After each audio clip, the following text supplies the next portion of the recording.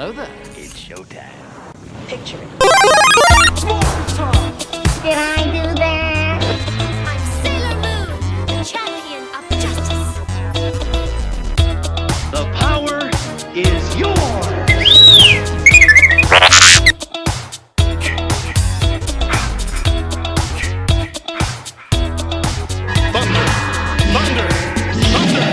Thundercats.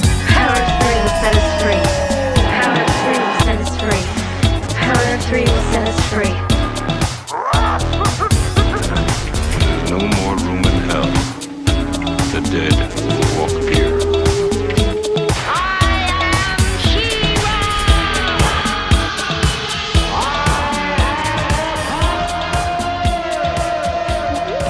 Showtime synergy.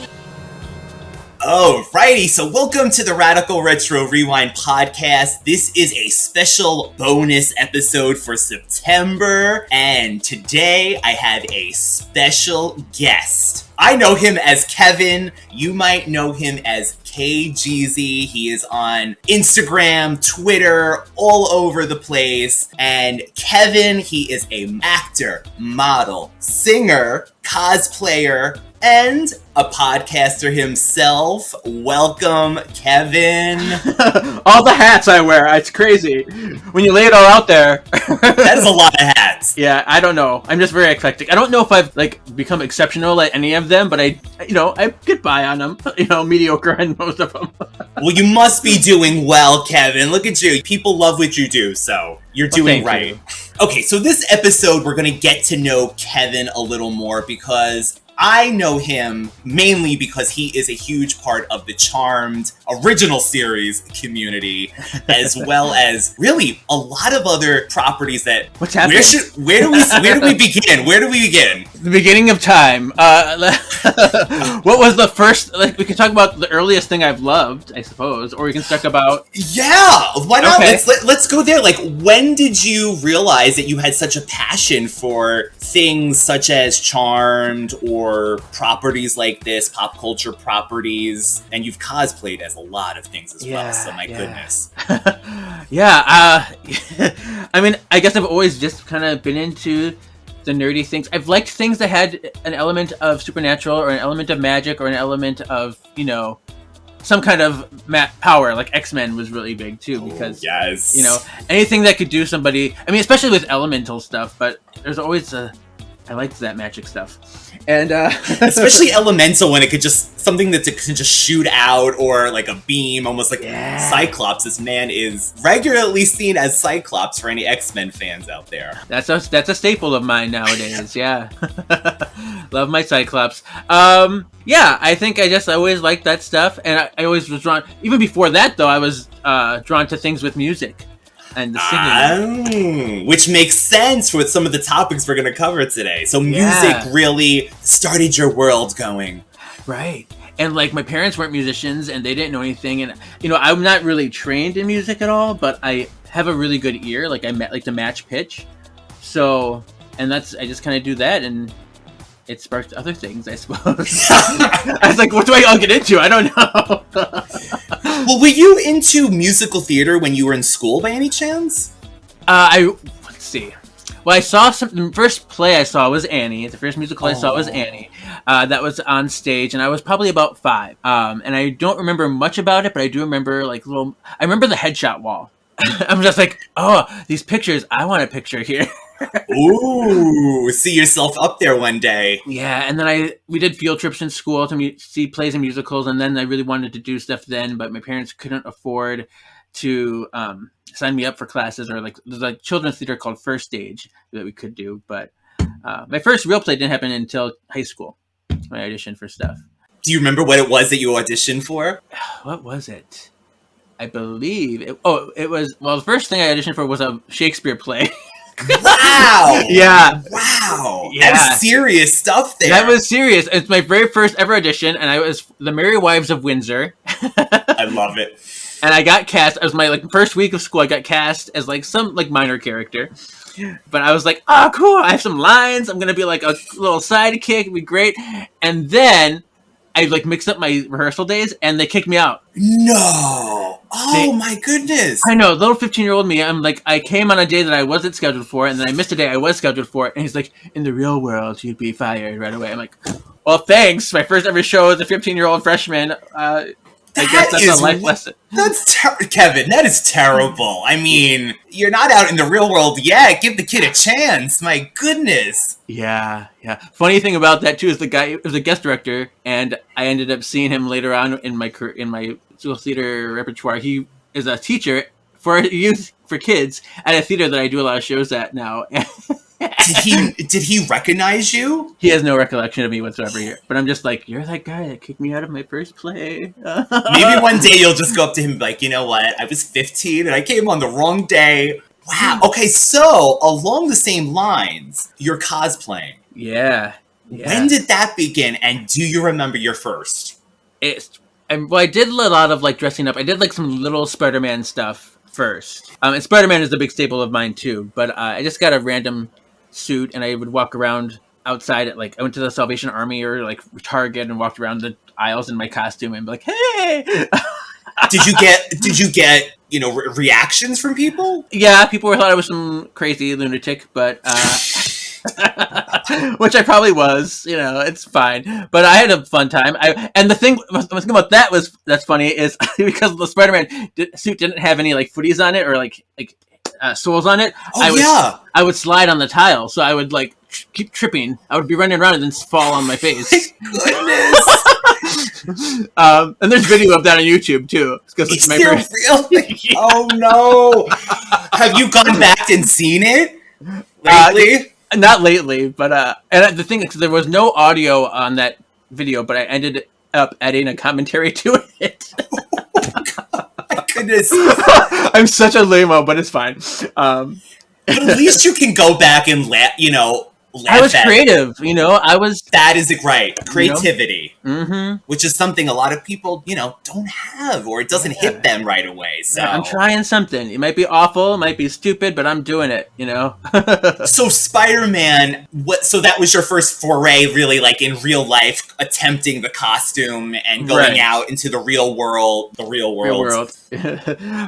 my first cosplay at a convention was in 2011, and I did a Batman Vegeta with him in the pink shirt. Yeah, and I went, and it was something easy. I went on the bus with my crazy spiky wig, and I had my pink shirt.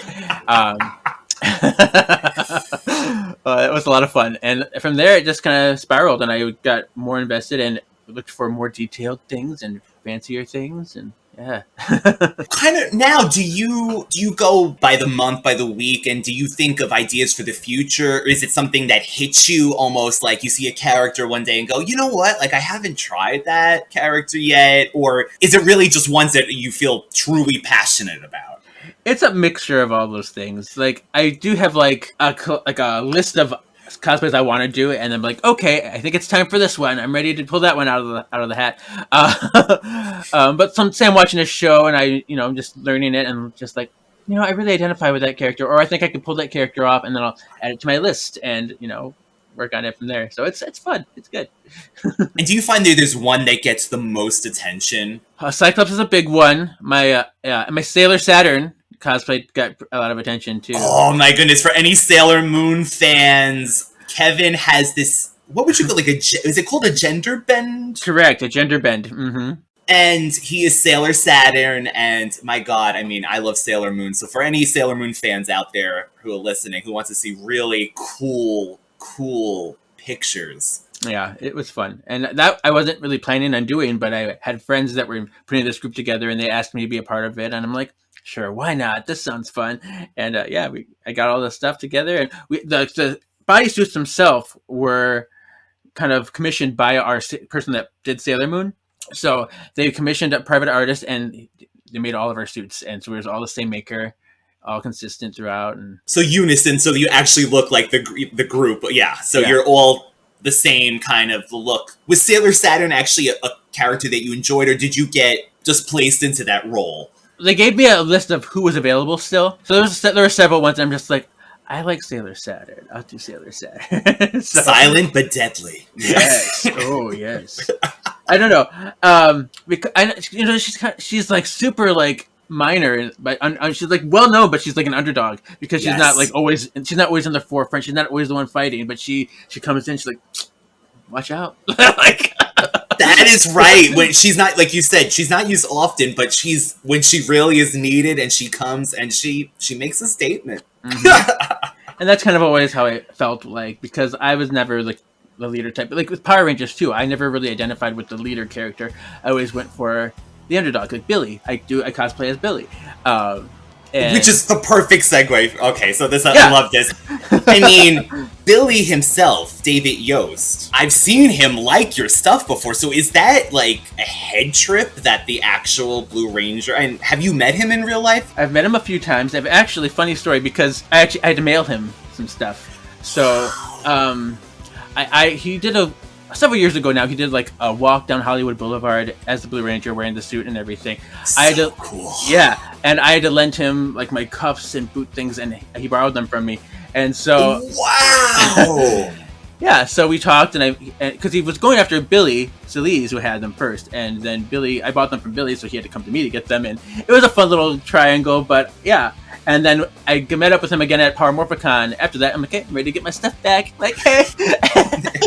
I hope he had it. He did have it, but it was hard because I was in another cosplay at the time with another group, so it's just like, I can't get it right now. I have to like just put it somewhere, and then so we had to come back a couple times, and and we got our pictures and things like that. And then he came to Chicago, like I think a year after that, and I'm just like, I was just like Aladdin at the time, and I came, hey, it's Kevin. He's like, I know who you are. I know what you look like. I'm like, okay. Oh my god, that must be a head trip. Yeah, it's so neat. It's crazy to think like little 5-year-old me, and now you're like, okay, we're friends, kinda, I guess. That is great. So I have to say as well, Billy was always my favorite. I don't know if it's subconsciously almost sensing that he is that underdog kind of thing.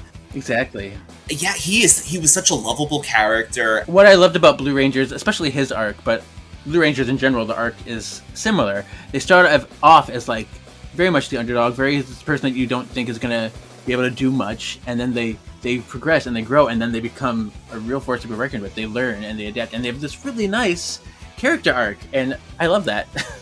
And really, Billy, his end of his arc, didn't he become almost like somebody in the command center and was really in control of all that and helping out in that side, the technical side of things? Yeah, after he stopped being a ranger, he was kind of there as a support, and then he like fell in love with an alien or something, and then went up to the aliens. But he's like, I'm gonna go live with them now up there.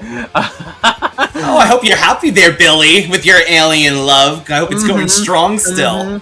Oh yeah, that would be nice. We find out all these years later how they're doing. Okay, so you started with Mighty Morphin then? Correct. Yeah, I was in first grade or so when that came out. I think we were born. Are you the same age as me? I'm 85. You're 87. So 87. Okay. So yeah, was I in first grade, second grade, third? Probably because it started when I was like right in first grade, so you must have been like right in third grade when it came out. Okay, so third grade, and my god, so perfect timing to get into Power Rangers. Yeah. And did you continue through the series up until recent? Do you still watch the new entities? Are you picking and choosing, or are you just more classic up to a certain point after Turbo? Like all of these different incarnations. It is really funny because when I was younger, I did fall off at a certain point. I think I probably watched through around in space. Okay, yes. Sounds about right for me too. Yeah, and then I kind of dropped off. But then after I started doing the cosplay, I got all wrapped up in this Power Ranger community, and I was going to conventions all the time, and so I was like watching them all the way through. And I did watch the Dino Charge one from beginning to end. I think that is really so good. So good. I mean, I would say Mighty Morphin is my favorite, but Dino Charge is amazing.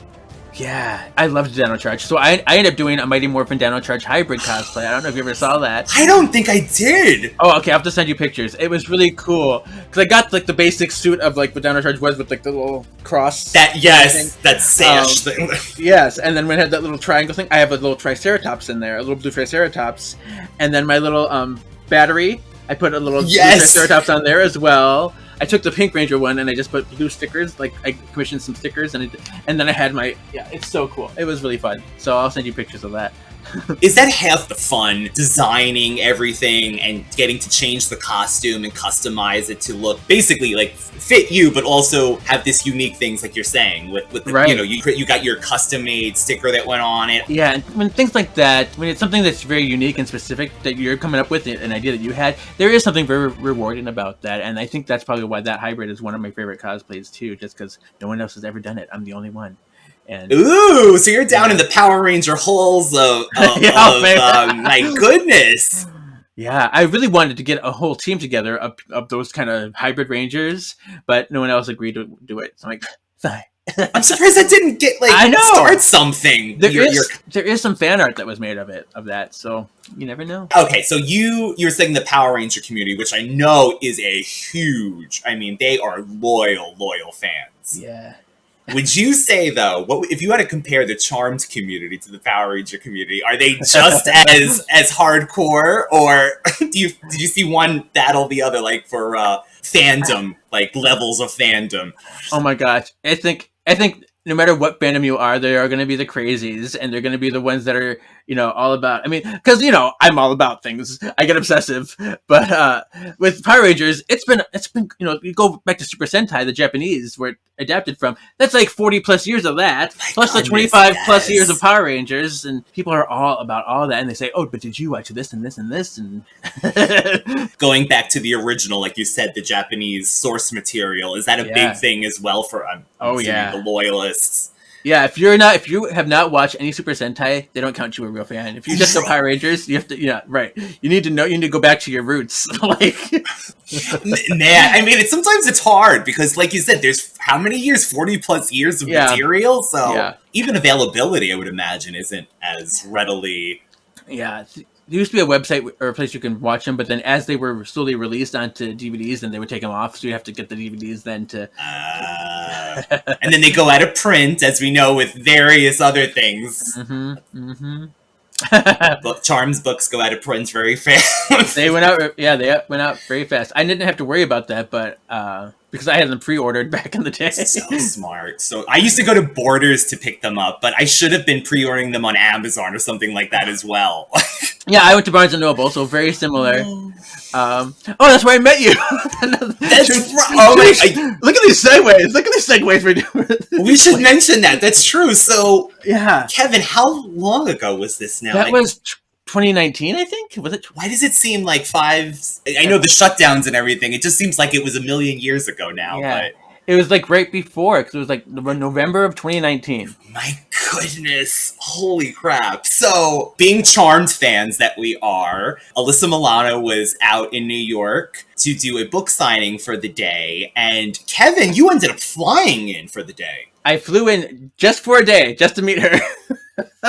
I came in, I did a photo shoot, and then I went right to the Barnes & Noble. I was there like 3 hours early, too.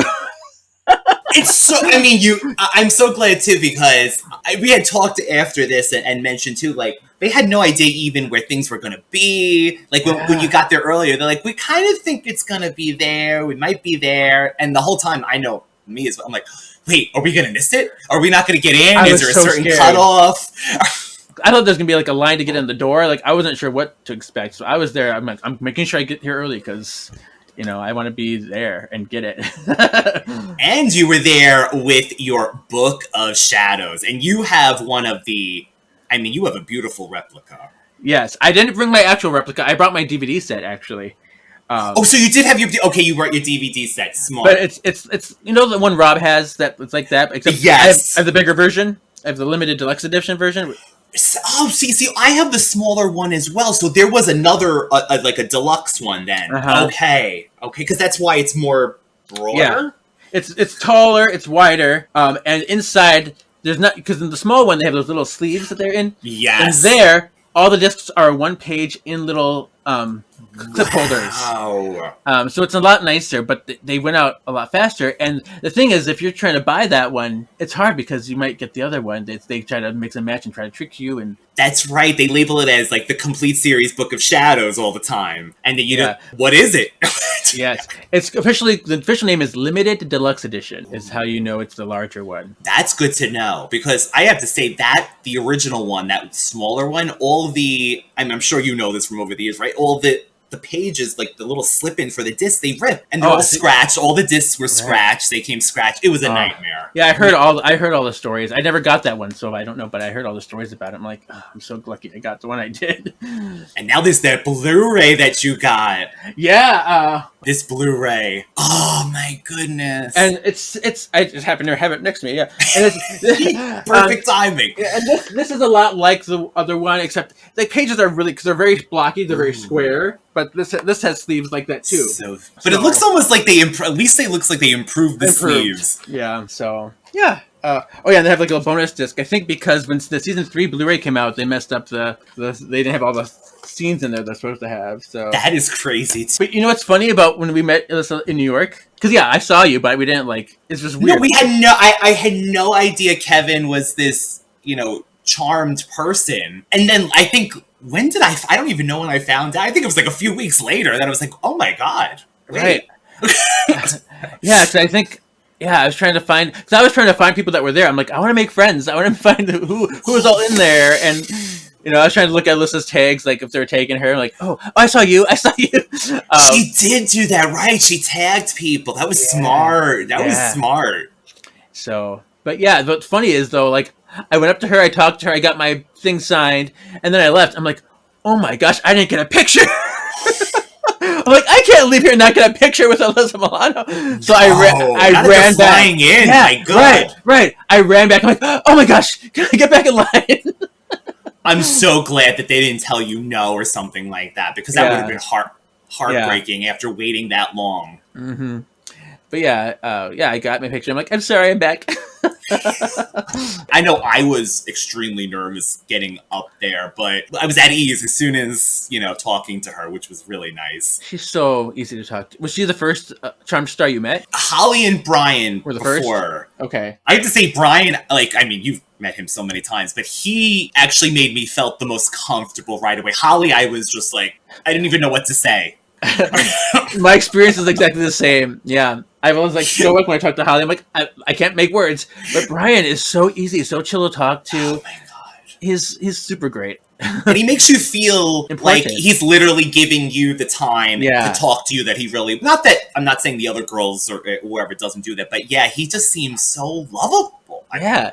And he asks you questions, he tells you really stories. It just being very personable, and and he always compliments my arms when he sees me, which is always a great thing. Well, that is, if you're gonna have Leo compliment you. For any listening who aren't Charmed fans, he's a main character on this show. He's basically a guardian angel, for lack of a better word, and he's just such a sweet character, and it's like that in real life, evidently, as well. And he contemplates your body, which is always wonderful. I know. I'll take it. I'm like, Leo, yes, thank you. I don't think he's doing that for everybody, so that's amazing. That's amazing. Yeah. But he's definitely more of a goofball than his character. He's so wacky, and I love that. Goodness. I can't wait till they start. Hopefully, maybe we'll get a Charmed convention here in the States and not Australia or. That's all I need. Just please. Just a small one, please. A small gathering, just a few. Bring Grams, Daryl out. Okay, so let's see how we can link this to Charm, the next topic that I want to cover with you. Actually, is there a segue for this? Yeah, the other one's just gonna happen naturally. I'm like, I don't know. I'm just talking. That was fantastic. That was a great segue. Okay, I got it. Okay. Kevin is also very well known for dressing up as a character from this classic cartoon series, Animaniacs. How much love do you get for that picture you posted? People, I did like TikToks in my Yakko Warner. And I did like lip syncs and stuff. So those was, I think, what really got popular.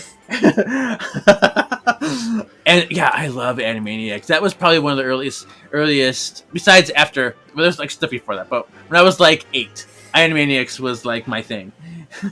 And you mentioned music, so music Animaniacs continuously had musical songs, numbers, Yes. and maybe that's also what appealed to you as well. I mean, besides the wackiness and the shenanigans. I always thought the character designs were so cute too, and and there was 3 of them, and I had a younger brother and sister that I'm like, we're like the Animaniacs now. We can be so we'd play like we were the Animaniacs. So you're the oldest then. I'm the oldest. So you're the well, here we go back to Charm, but you're the Prue then. Yeah, it's weird because it's weird how you look at it, because I do have a half sister as well, but she's older. So I have an older half sister. Then there's me, and then my dad's kids, me, my brother, and my sister. Oh my god! So if your half sister was your youngest sister, that would be really something. I know. So it is very strange. I'm like, no, is she the Paige or the Prue? I don't know, because she does have a lot of Prue qualities, and she is the oldest one. But then it's weird. It's a strange thing. So and then I have somewhere between a Prue and a Piper. I know that much. Okay. So both older sisters at various points in the show. So there you go. Yes. I'm the oldest of my dad's kids, so.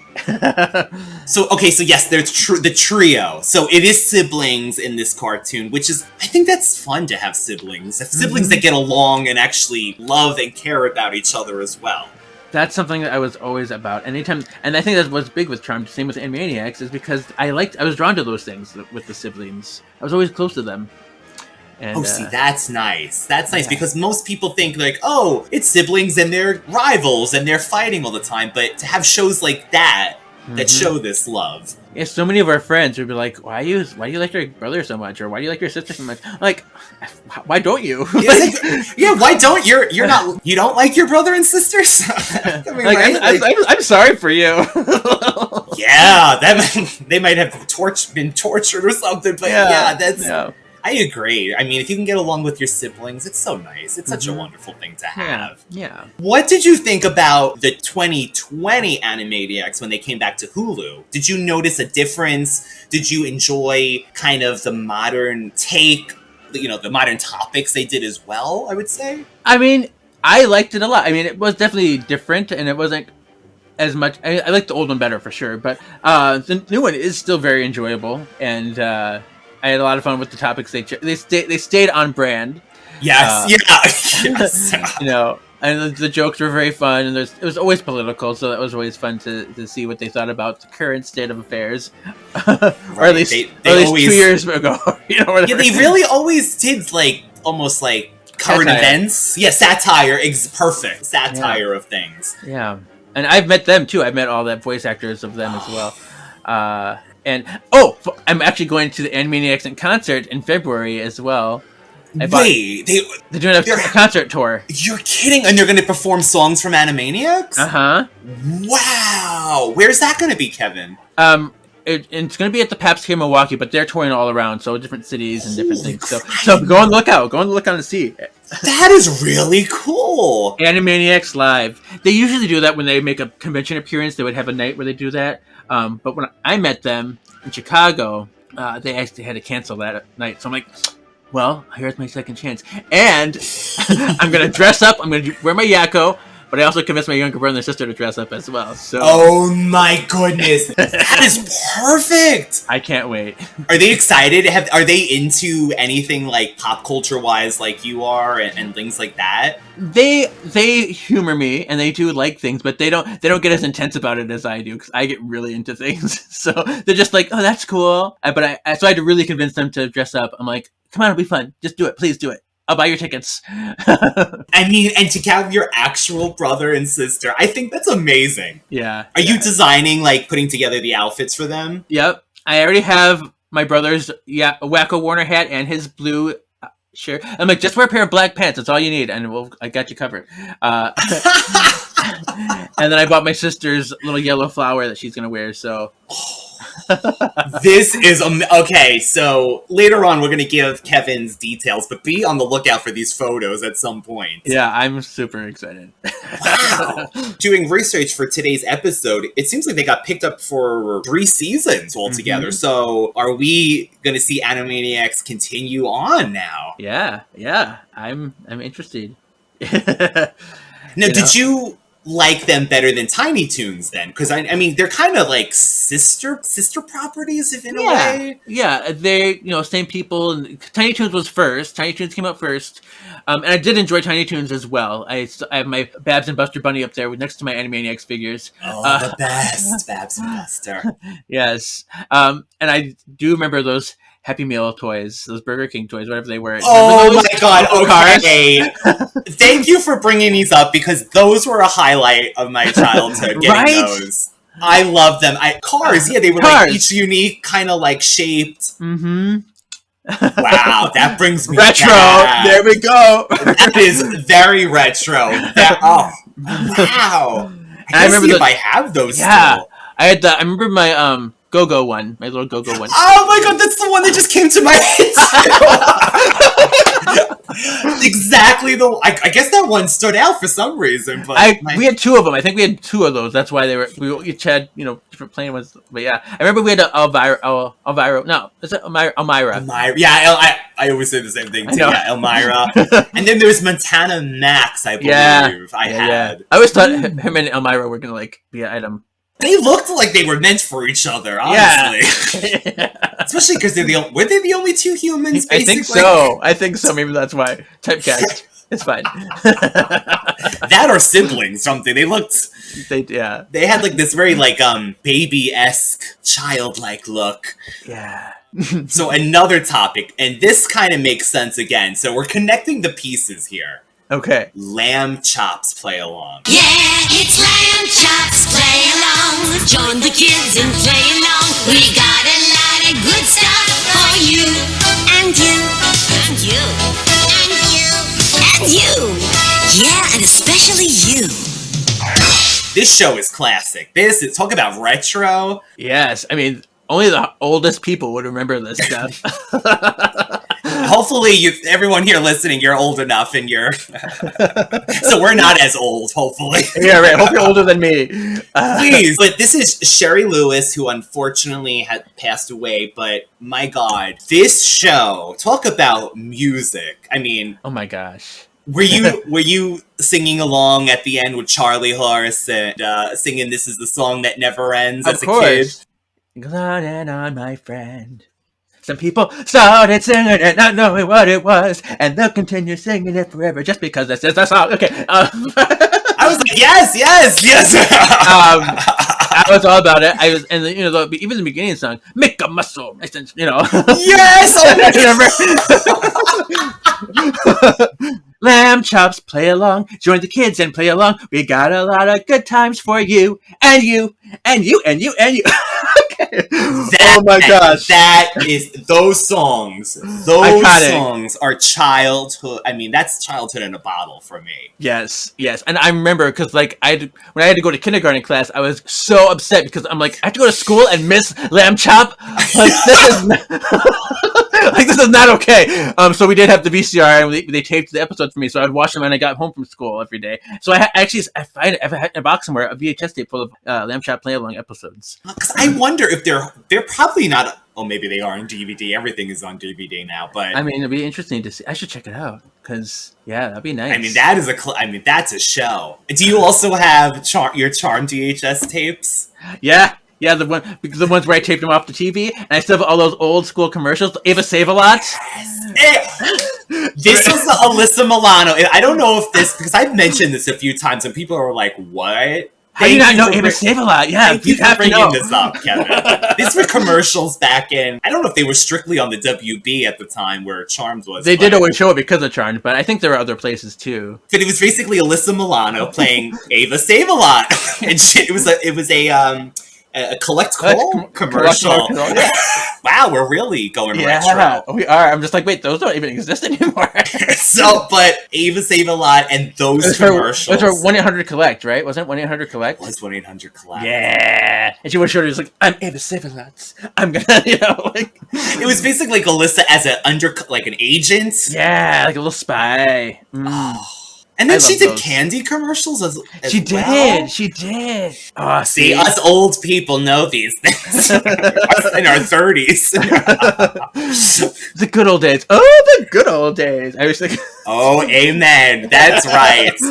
So yeah, keeping those commercials in is half the battle. Because I used to try to cut the commercials. I did too. But then you'd be like, oh no, it's Alyssa. Yeah, I just have to save this commercial. But then I'm like, now I'm mad that I cut the commercials up. Because before I'm trying to save all the space for the good show. But now I'm like, of course. I wish I had those commercials. So I have to go back and look at my VHS tapes and see what pops up. Because a lot of, kids nowadays, they don't realize that we had on a tape, and if you wanted the episode to look good, you had to put it on fast speed. Yeah. There was a lower speed and a faster speed. Oh my god, yes. Yes.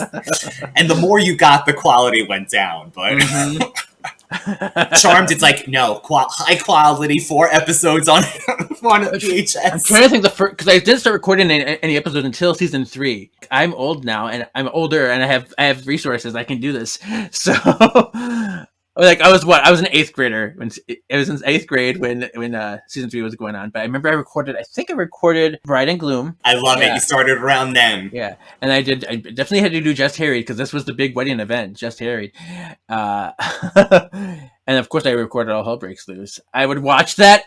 Whenever my friends came over, I'm like, we gotta watch All Hell Breaks Loose. They're like, what? I feel like crying today. I need to cry.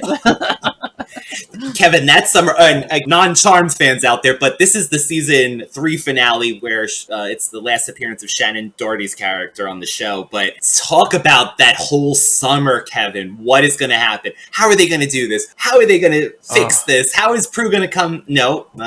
I remember, because I knew before All Hell Breaks Loose aired that there's rumors that she wasn't coming back. I remember the rumors in the air, and my friends just I'm like, no! And they would have those online petitions. I'm like, I gotta sign this petition. Yes, the online petition! Did they ever do anything? We don't know, but we tried. It made us feel seen, and we had a community. We're like, calling them out.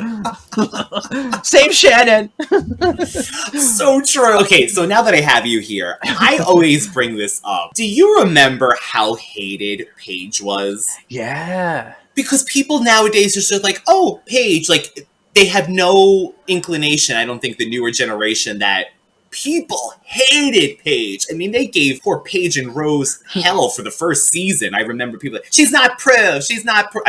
And we're both Prue fanatics over here, but my God, the kids nowadays. It was a huge shock. What was that? A huge shock.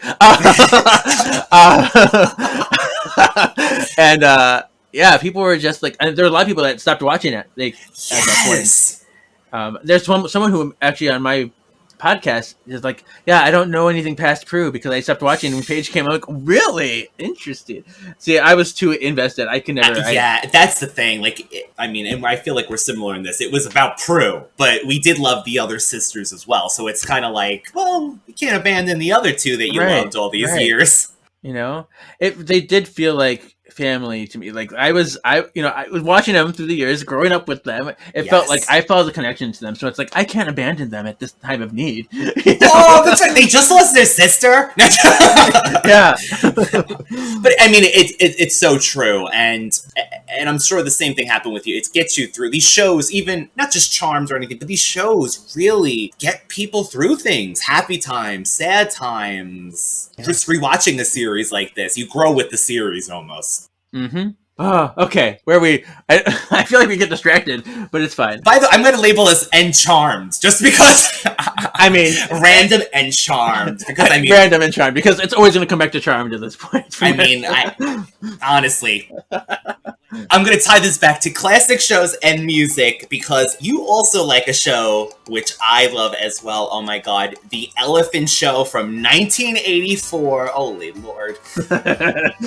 This was, actually, I didn't even know it was a Canadian production. I didn't either, huh? So, Canadian TV show starring Canadian singers Sharon, Lewis, and Bram. Lois and Bram. Yeah, do you remember the opening? It's with Sharon, Lewis, and then and Bram. Bram was very fancy. He had the and Bram. Yeah, well, he had that little goatee, that little scruff, Yeah, you know what? He was so daddy. Oh my God. Yeah, he was daddy before there was a daddy. And they hung around with the giant elephant, which I love this. The elephant really didn't speak, but it was a tuba? Yeah, it made like noises. It's like or whatever. It's so similar to like a Peanuts, I guess, like a teacher or something. Yeah. It had like some kind of instrument sound effect. It's basically what the elephant was. But they would basically sing. Yeah, and his name was Elephant. That's like Elephant. Oh, Elephant. That's very easy for them to remember as well. But I don't know. I don't know if it was because of the show or before the show, but elephants were my favorite animal, and they're still my favorite animal, and that's why I had a big connection to that show. Did you was it Babar? Babar, yes! The elephant! I was obsessed with Babar, too. Because elephants, I had a thing for elephants in my youth. So I must have started there. You must have wanted a giant elephant to come around, speak in some kind of language that you would understand, because they seem to understand the elephant speech. Oh my god, and what about that intro? The spider coming out of a spider. Came out to play upon a spider's web one day. They had such enormous fun that he called for another elephant to come. I had a VHS tape. I had a VHS tape of all those episodes too, because someone gave it to me for my birthday when I was turned like 6 or something, 5 or 6, and I didn't have cable to watch it, so I would watch this VHS tape like crazy. Again, those VHS tape disintegrated. If you watch something long enough, it's not like DVD. No, you start to feel the wires, you steal the fiber optics or whatever on the screen. Pressing tracking, hopefully, and it's still like, oh my god, thank god, technology. Yeah, right. I remember. There's a lot of episodes of that I remember. I remember Zabba Dabba Dooey when the kid who got his tonsils out. Yes! It's like Zabba Dabba Dooey. That must have been a classic one, because that stands out to me as well. Yeah. Yeah, and then remember there's a Halloween one that was pretty fun. And they went to UNICEF. They did do UNICEF. Yes. And then they would show, I'm assuming they would tour and do concerts in real life too, because they would show concert footage. Clips. Yes. Damn, they were ahead of the time. Yeah. Oh, and then the ending. They had another. I think it was very popular for shows of that time to have like a nice opening and then that ending. You know, the Skinnamarink-a-Dinky-Doos. Yeah. Oh, that was a song. I remember always singing that too as a kid. Yeah. I mean, that's what's lacking. Don't you feel, Kevin, with TV shows nowadays in general? Where are the theme songs? Where are the amazing ones that get you pumped? Right. Now it's just like, here's a little, like 10 seconds of something. Okay, the show's starting. I remember when Supernatural came out, because that was like the year after Charmed ended. Like, yes! Charmed ended. I'm like, oh, Supernatural. Maybe this will be my new thing. I was so excited. Siblings. Maybe this will be my new thing. And then I'm like, when are they going to do opening credits? I watch every episode, like, where's the opening credits? No. Where's the theme song? Because, I found, like, Carry On My Wayward Son. That's their song. Where's the opening credits of that? That would have been epic. Right, that would fit perfectly for them. Yeah. Especially since they played it all the time. Yeah, but no opening credits for them. I'm like, missed opportunity. Can you even think of a show? I mean, maybe Animaniacs, when they came back, they had their theme song again, but I can't think of the last time a show had a great, catchy theme song, especially on TV. Yeah, all those shows from the 80s and 90s, even 70s, they all had really awesome theme songs, and that's how it sticks with you. That's how you remember the show. That's how you think about the show. It's something to bond with, that's, ugh.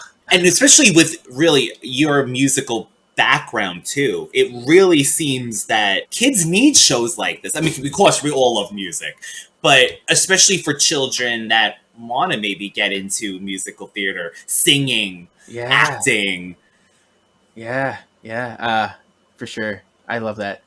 You know what's, because I'm from Milwaukee, there's a show that took place in Milwaukee. Actually, a couple shows. Laverne and Shirley and Happy Days. So both took place in Milwaukee. Yeah. With both amazing TV theme songs. There you go. I mean, Laverne and Shirley. Have you recreated the Laverne and Shirley theme song at any point? I should. Shemazel. Hazel Pepper Incorporated.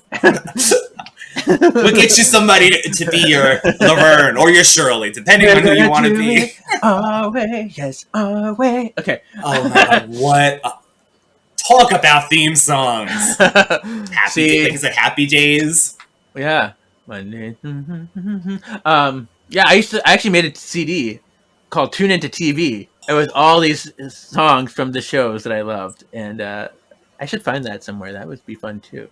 and there's so many, like you said, the 70s, the 80s, and 90s is truly the period of themes. Maybe the 2000s. Although going back to Power Rangers, Dino Charge, Dino Force. Oh my god. Gosh! And those are consistent. Those Power Ranger shows, they still whip out those theme songs. They're amazing. And do you like how they always give you like the kind of Mighty Morphin-esque parts of the song as well? Because that's where the money's at. I know. There was gotta squeeze that in there. That yeah. But even the Super Sentais, the Japanese shows, they were really known for their theme songs. So I think that's something that just carried over. See, and you know that because you are a real fan. They can't tell you you're not. I know. See, I've watched them. Not all of them, but some of them. I mean, how much? That's true. I mean, how many? They have so many seasons. So many seasons. I know. Crazy.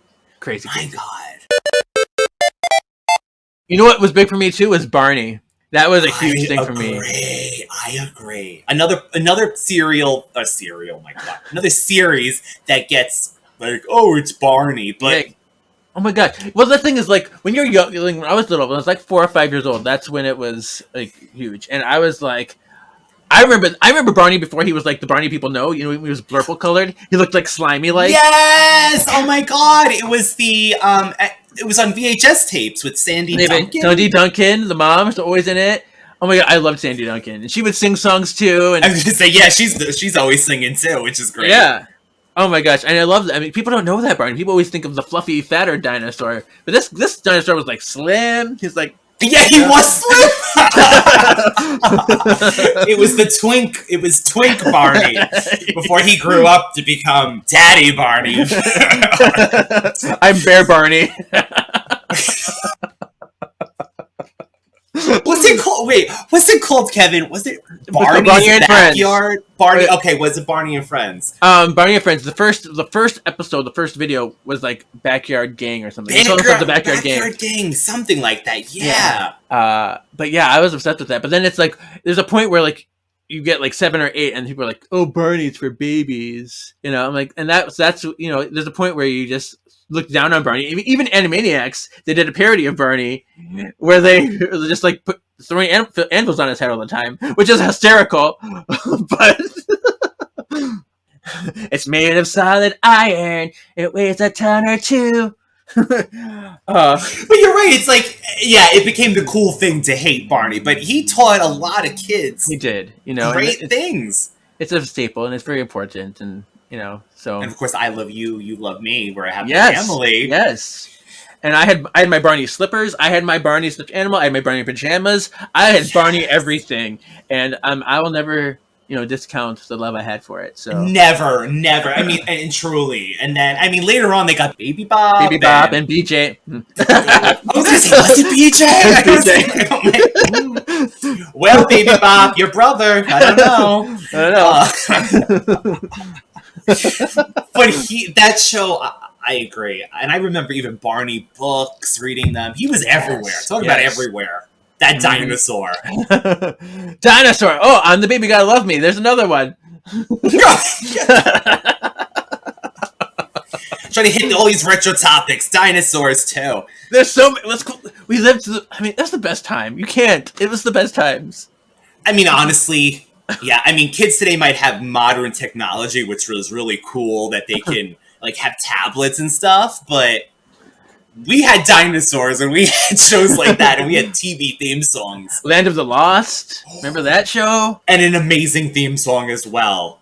Living in the land of the lost. Yes, yes. Oh my god! You can go on and on. There's so many amazing things from those times. Oh my god! So many. They came from Nickelodeon, came from Disney Channel, Fox. Yeah, I'm a big Disney nerd too.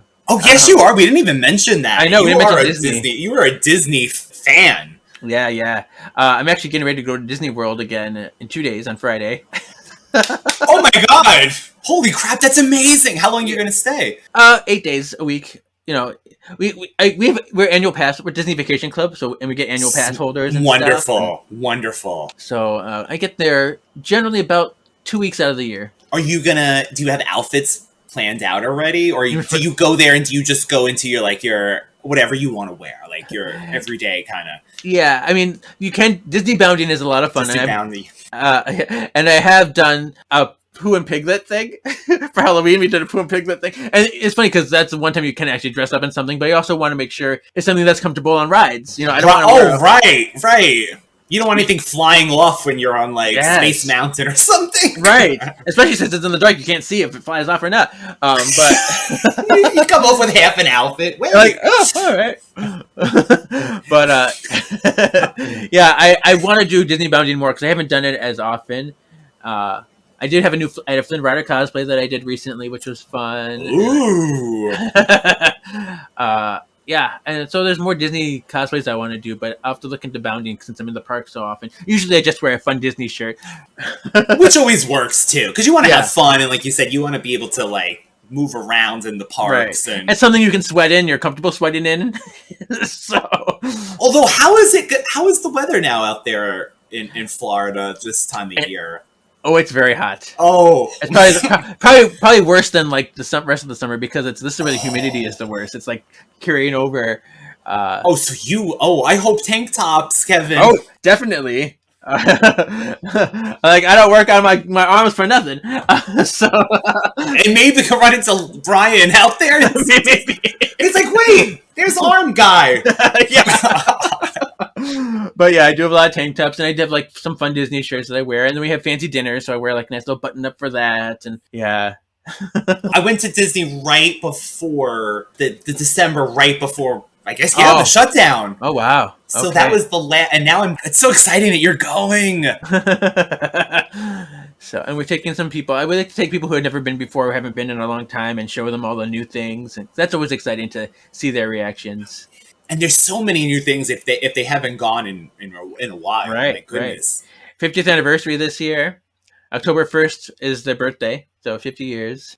Retro. Yeah. Talk about retro. 1971 it opened, so it's pretty crazy. My goodness. Yeah. And do you prefer world to land? Well, I mean, is that a taboo question? I think it is. I always feel like I always worry about like offending the LA people, the Anaheim people, the California people. Sorry, Sean. Yeah, that's true. I mean, that is his park out there. Yeah, and they are very.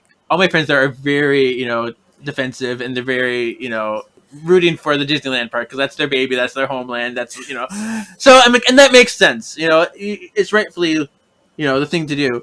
So, but like that's true. That's true. Like it's the original. That's in your heart. Mm-hmm. So you can't fault them for that stuff. But Disney World was the first park I went to, and my family was always in Florida. I had family in Florida, so I've been to there a lot more. It's bigger. There's more space. There's lots to see. I hate to put that as like a thing on it, but even like downtown Disney, it's like a whole place, a whole thing. Yeah. Yeah. And 4 parks, and you have to take a bus to get there, or a monorail to get there, or yes. It's a lot, which. Sometimes it can be a little annoying to get from park to park. So I do appreciate, like, when I'm at Disneyland, I can just be like, oh, I'm just going to cross the street and go into the next park. That does help. That's, like, the really good part about it. Yeah. So that is kind of a nice perk. But, yeah, there's just, I always have a soft spot for World, and I love them both. I love them both. That's a good answer not to offend anybody as well. But... yeah. I could see, though, having family in Florida. And the one I'm more familiar with is World. Very diplomatic as well. Yes. So, Kevin, where can people find you normally? And if someone wanted to connect with you and see some of the work that you do? I'm on Instagram the most. That's like my primary spot to hang out. So it's the best. I don't know. Yeah, I mean, to me anyway. Yeah, I'm on Twitter, but I don't like Twitter. I'm barely ever on there. I have to have a really good reason to go on there. Great.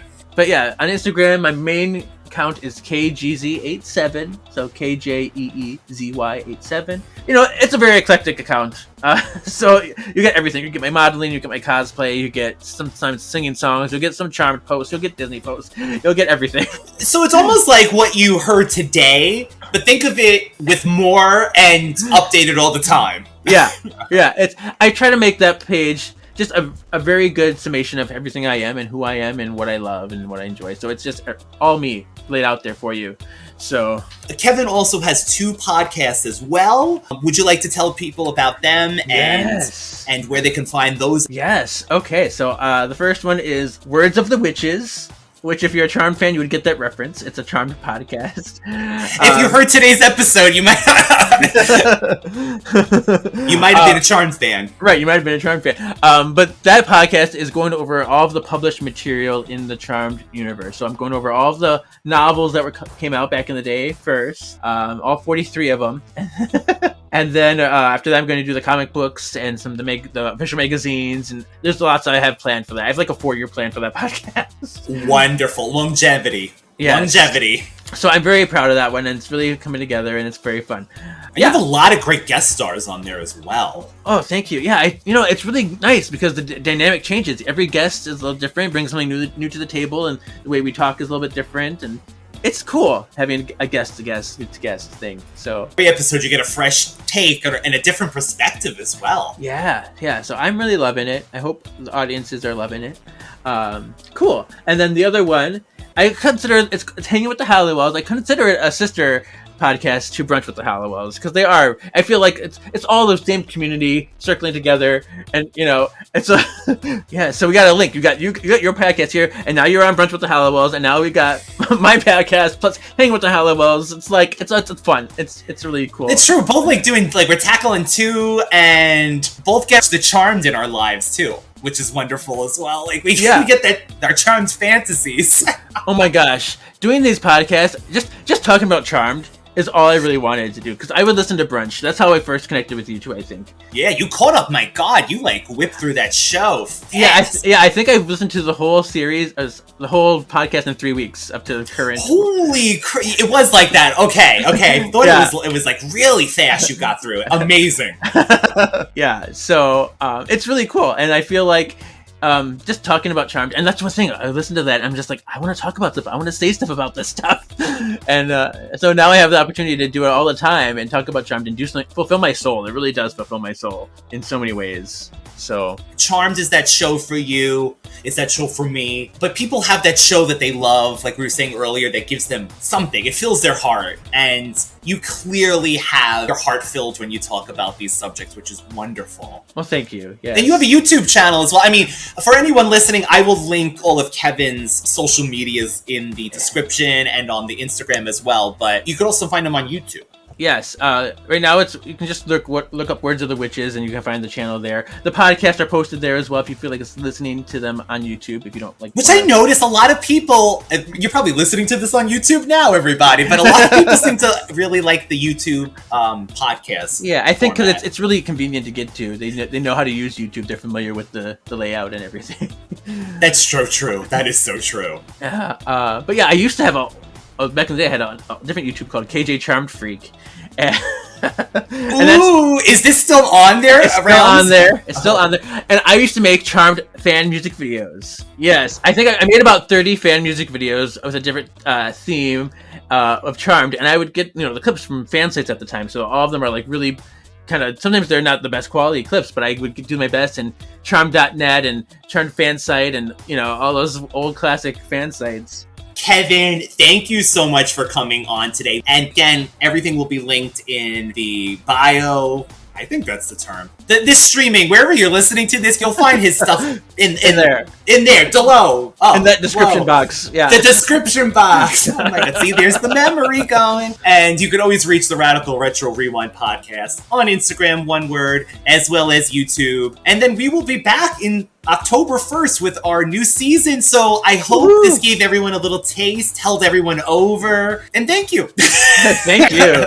Oh my gosh, I had so much fun. Thank you so much, Kevin. Thank you. And you brought me back. Yes. And you're scheduled for Words like next year, September. So in a year. Okay, so if anyone's listening to this, I will be, on Words of the Witches. I'm doing the last novel? The last novel, yeah. Which is a Halloween book.